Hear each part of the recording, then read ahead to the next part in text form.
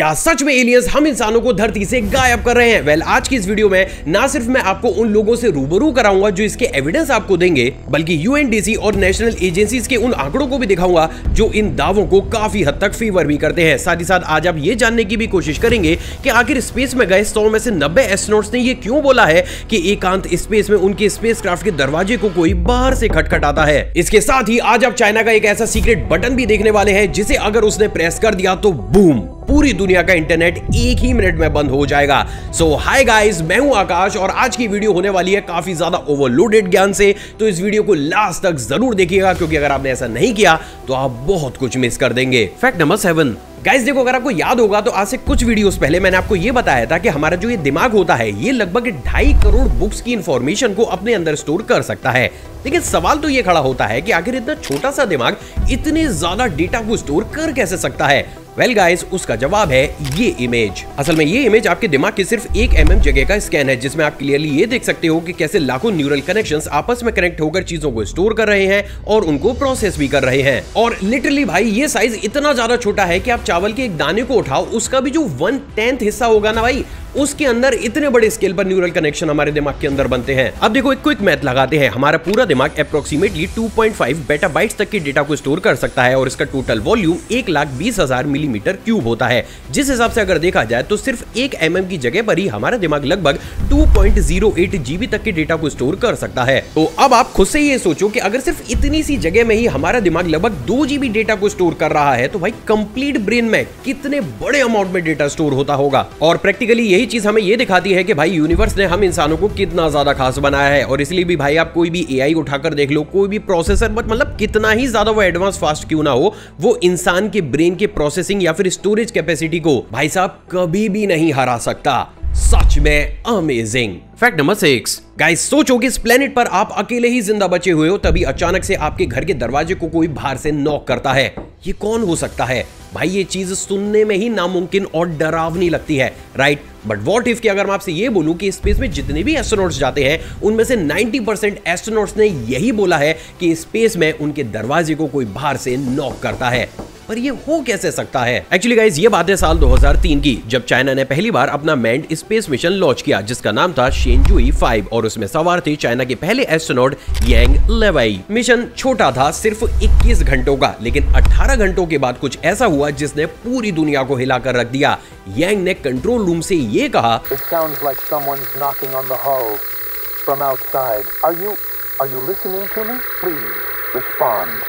अब रुको, स्पेस में कोई बाहर से नॉक कर रहा था? सीरियसली? यांग ने खुद चेक किया, ना तो वो आवाज स्पेसक्राफ्ट के अंदर से आ रही थी और ना ही कोई मैकेनिकल ग्लिच था। और ऑब्वियस ही बात है कि भाई स्पेस में कोई बाहर इंसान तो होगा नहीं जो दरवाजे को नॉक कर रहा था, तो फिर ये आवाज आ कहां से रही थी? लोगों ने सोचा हेलुसिनेशन रहा होगा। अब इसके 2 साल के बाद चाइना ने क्या करा, अपना एक अलग मिशन भेजा और इस बार स्पेसक्राफ्ट में एक नहीं बल्कि 2 एस्ट्रोनॉट मौजूद थे। और फिर से एक बार वही नॉकिंग साउंड। इस बार दोनों ने सुनी और दोनों ही एस्ट्रोनॉट्स घबरा गए। उनमें से एक ने ये कहा, It was like someone was knocking hard on the spacecraft from the outside. Line 4, I swear it came from the outside. लेकिन इस बार कहानी और खौफनाक हो गई क्योंकि इस बार सिर्फ आवाज ही नहीं बल्कि उन्होंने एक ब्राइट फ्लैशिंग लाइट भी देखी जो स्पेसक्राफ्ट के कोने से तेजी से गुजरती हुई दिखाई दे रही थी। अब ये कोई नॉर्मल ग्लिच तो नहीं लग रहा था, क्योंकि अगर ये थर्मल एक्सपेंशन होता या फिर रेडिएशन का कोई इफेक्ट होता तो ये हर मिशन में सेम पैटर्न को रिपीट करता, पर ये साउंड तो रैंडम थी। और सबसे खतरनाक बात कि अगर हम चाइना को भी उठाकर छोड़ दे तो नासा की खुद ऑफिशियल रिपोर्ट्स में ये भी देखने को मिलता है, जिसमें वहां भी इस चीज को क्लियरली मेंशन करते हुए ये लिखा गया है that multiple astronauts had reported unexplained knocking sound in orbit,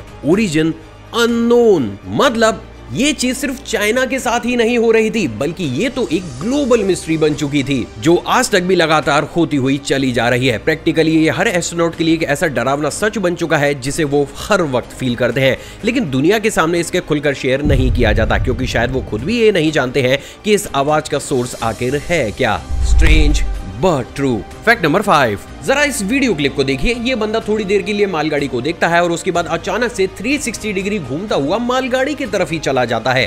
but ये होता कैसे है? असल में इसे कहते हैं सर्कुलर वेक्शन। सिंपल भाषा में कहूं तो ये वो फीलिंग है जब हम एक जगह पर खड़े होते हैं लेकिन हमें ये लग रहा होता है कि भाई हम है ना मूव कर रहे हैं। और ये चीज आपने भी फील की है ना?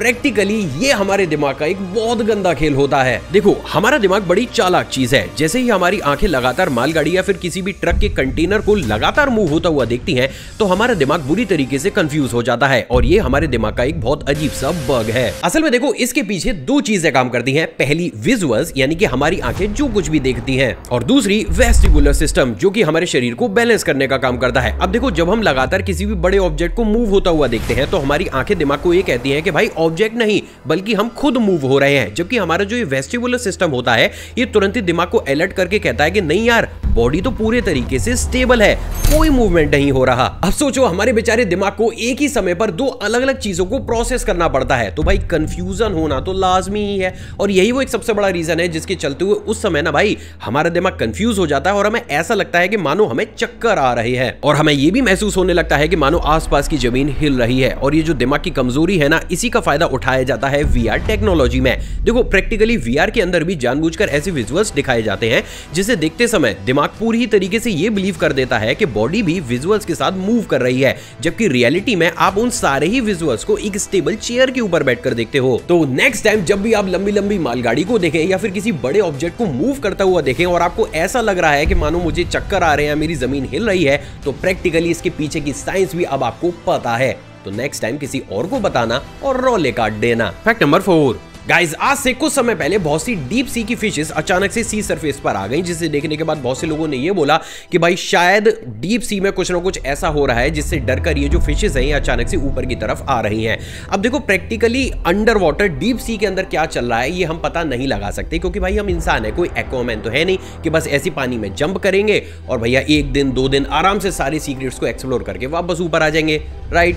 बट व्हाट इफ कि अगर मैं आपसे ये बोलूं कि आगे आने वाले सिर्फ 2 से 3 सालों के अंदर ही एक इंसान ना सिर्फ आराम से पानी के अंदर सांसें भी ले सकेगा, बल्कि अगर वो चाहे तो 2 से 3 दिन भाई साहब वेकेशन भी बनाकर आ सकता है। असल में देखो, हर साल करीब 3,20,000 लोग सिर्फ डूबने की वजह से ही अपनी जान को गंवा देते हैं। अब जरा सोचिए कि अगर हमारे पास कोई ऐसी सुपर पावर होती जिससे एक इंसान पानी के अंदर भी जिंदा रह सके, तो हम कितनी जिंदगियां बचा सकते थे। और अब स्टैनफोर्ड यूनिवर्सिटी के साइंटिस्ट ने हकीकत में एक ऐसी चीज बना दी है जिसकी हेल्प से एक इंसान आराम से पानी के अंदर सांस ले सकता है, जिसका नाम है परफ्यूरोकार्बन लिक्विड। अब जरा ध्यान से सुनिए, प्रैक्टिकली ये कोई सिंपल पानी नहीं होता, बल्कि एक सिंथेटिक लिक्विड होता है जिसे इंसान पी तो नहीं सकता, लेकिन अगर इस लिक्विड को हमारे लंग्स में इंजेक्ट कर दिया जाए तो ये ऑक्सीजन को एब्जॉर्ब करके ब्लड स्ट्रीम तक पहुंचा देता है और जो कार्बन डाइऑक्साइड बनती है उसे ये वापस सोख लेता है। मतलब एक इंसान घंटों तक पानी के अंदर जिंदा रह सकता है, वो भी बिना सांस रोके। अमेजिंग बात यह है दोस्तों कि अभी तक इस टेक्निक का इस्तेमाल बहुत से जानवरों के ऊपर किया जा चुका है और वो पूरी तरीके से सक्सेसफुल भी रहा है, एंड इवन इंसानों के ऊपर भी काफी हद तक छोटे मोटे ट्रायल्स इसके हो चुके हैं। लेकिन अब एक माइंड ब्लोइंग ट्विस्ट बताऊं,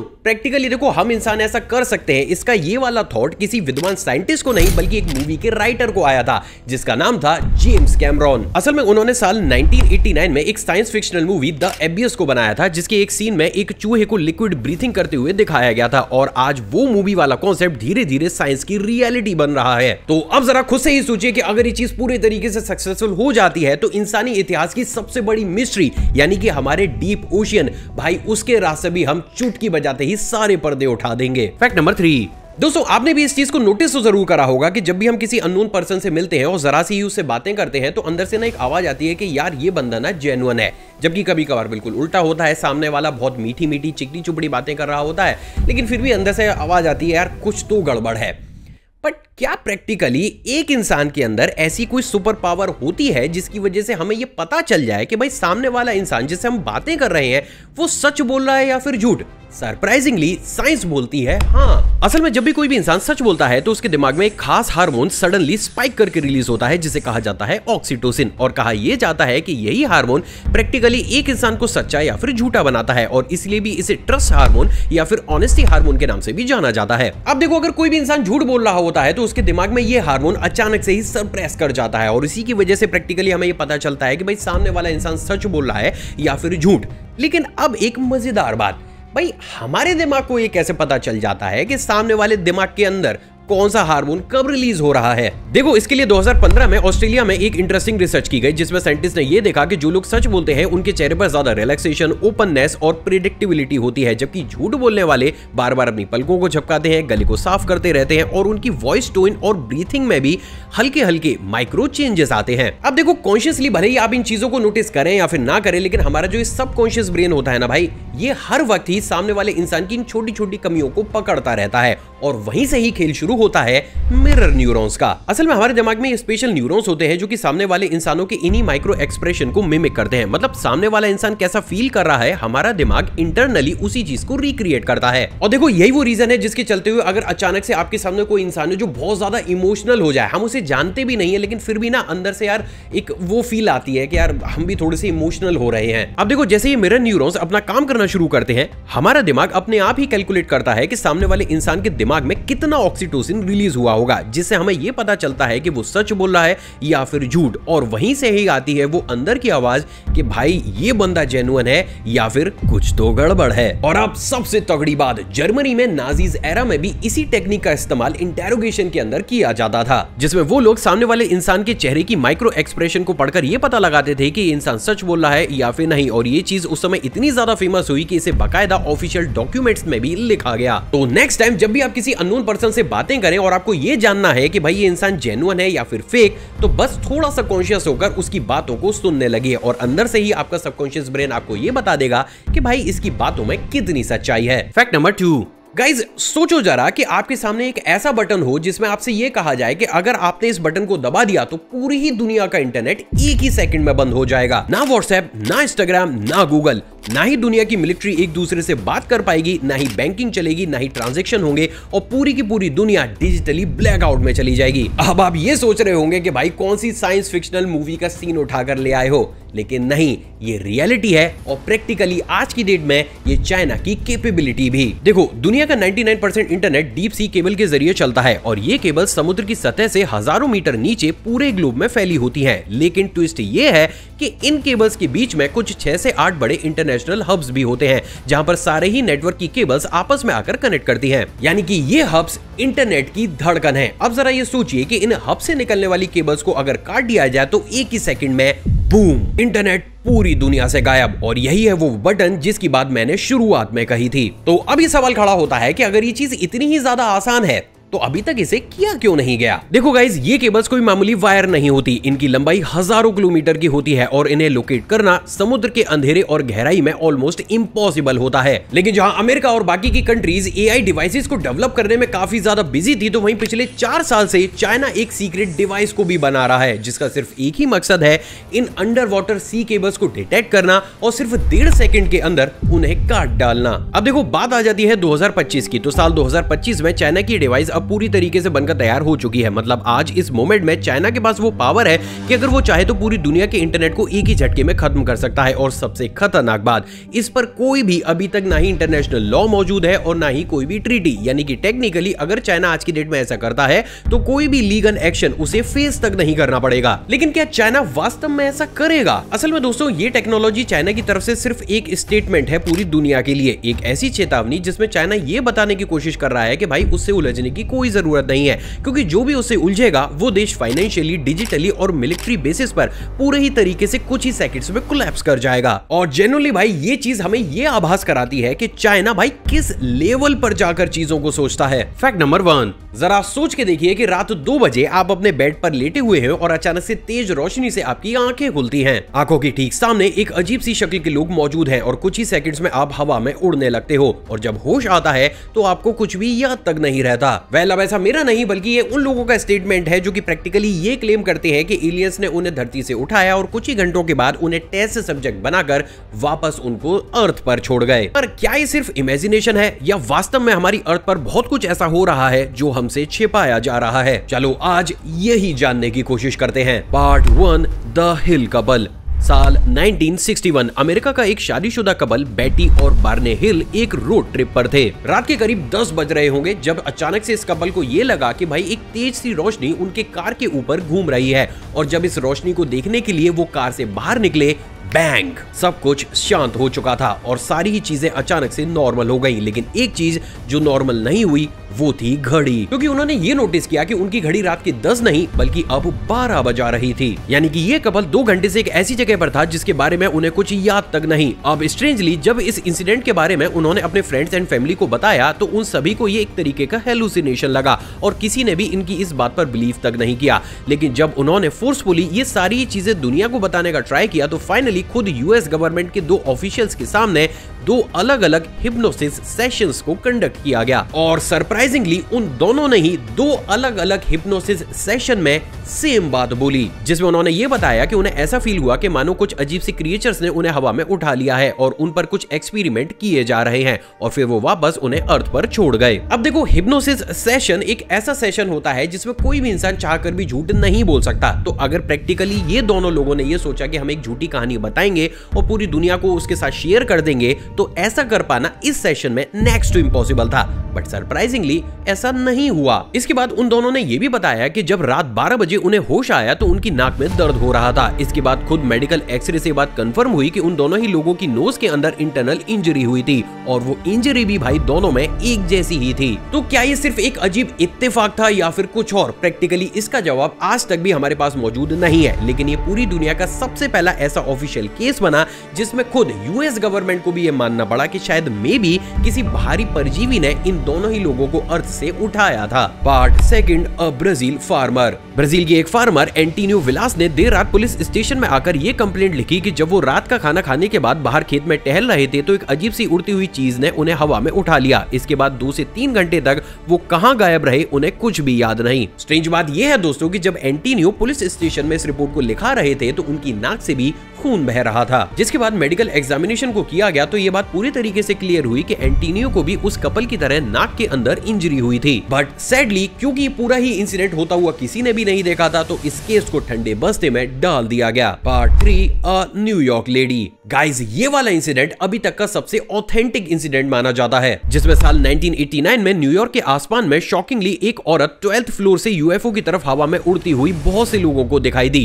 जिसका नाम था लिंडा नेपोलिटियानो। सरप्राइजिंगली लिंडा का ये क्लेम था कि जब वो रात में अपने बेड पर सो रही थी तो उन्हें अजीब सी बेचैनी फील हुई, जिसके चलते हुए वो अपार्टमेंट की खिड़की की तरफ आई। लेकिन जैसे ही उन्होंने इस काम को किया उनका दिमाग पूरी तरीके से काम करना बंद कर चुका था और वो हवा में थी। अब देखो, एक बात जो इस केस को और ज्यादा इंटरेस्टिंग बनाती है वो ये है दोस्तों कि इस सीन को सिर्फ लिंडा ने ही नहीं बल्कि न्यूयॉर्क में मौजूद बहुत से लोगों ने देखा। इवन लिंडा ने तो ये भी क्लेम किया कि यूनाइटेड नेशन के एक ऑफिशियल ने भी इस सीन को देखा था और बाद में उन्होंने लिंडा को चुप रहने की सलाह भी दी। अब देखो गाइस, यहाँ पर भी हमें सेम वही पैटर्न देखने को मिला जिसमें लिंडा की नाक के अंदर भी एक इंटरनल इंजरी मौजूद थी। लेकिन यहाँ पर कहानी एक और ट्विस्ट लेती है, क्योंकि इस बार जो इंसिडेंट पूरी दुनिया के सामने आया उसमें सिर्फ एक इंजरी ही नहीं बल्कि एक छोटा सा मेटल पीस भी लिंडा की नाक के अंदर इम्प्लांट किया गया था। स्ट्रेंज बात यह है दोस्तों कि जब सर्जरी करके उस पार्ट को निकाला गया तो डॉक्टर्स तक को भी ये समझ में नहीं आया कि हकीकत में ये चीज है क्या। और देखो गाइस, प्रैक्टिकली ये इंसिडेंट इतना ज्यादा फेमस हुआ कि पॉपुलर ओटीटी प्लेटफॉर्म नेटफ्लिक्स ने तो भाई इसके ऊपर एक प्रॉपर एक डेडिकेटेड वेब सीरीज भी बना रखी है, जिसके अंदर आपको बहुत से ऐसी केसेस से रिलेटेड डॉक्यूमेंट्स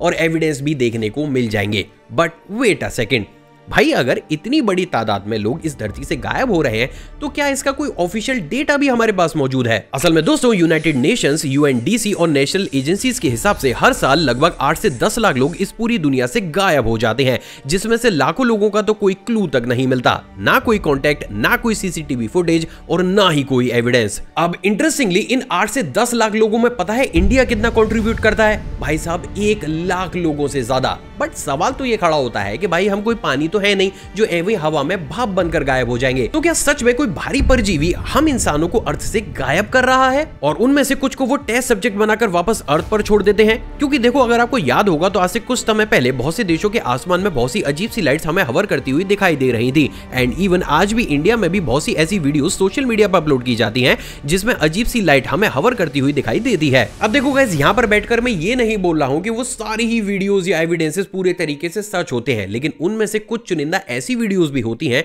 जिस पर सवालिया निशान खड़ा कर पाना भाई बहुत ज्यादा मुश्किल होता है। वेल गाइज, अब ये सारी ही चीजें जानने के बाद आपकी इसके ऊपर क्या राय है नीचे कमेंट सेक्शन में भाई मेरे साथ भी शेयर जरूर कीजिएगा। क्या पता इसका भी कोई लॉजिकल आंसर हम लोग ही मिलकर निकाल लें। आई होप गाइज आज का एपिसोड आपको पसंद आया होगा और आपने ऑलरेडी इस वीडियो को लाइक कर दिया होगा। मुझसे इंटरेक्शन बढ़ाना चाहते हैं नीचे कमेंट सेक्शन में कमेंट कीजिएगा और अभी आपकी स्क्रीन पर आपको जो वीडियोस दिख रही हैं उन्हें भी चेकआउट जरूर कीजिएगा। जय हिंद।